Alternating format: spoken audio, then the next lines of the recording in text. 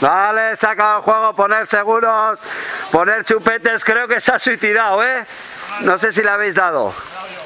Sí. Pero si quedaba uno no tenéis que darle. Muy bien dicho. Matarle. Claro, ha dicho antes comer la bandera y que no... Chupete, seguro, chupete, chupete, Ya necesito bolas. chupete. Oye, Ahora cargamos. ¿podemos cambiar de buzos? Es que...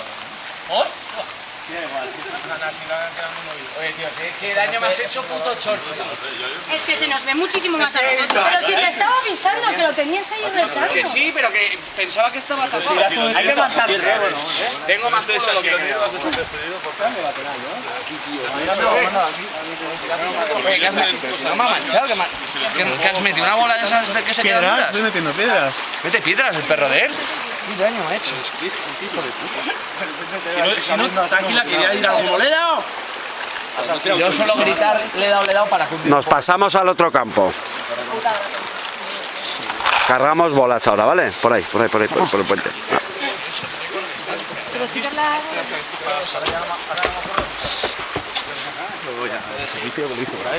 Mañana las gafas, cosa mala.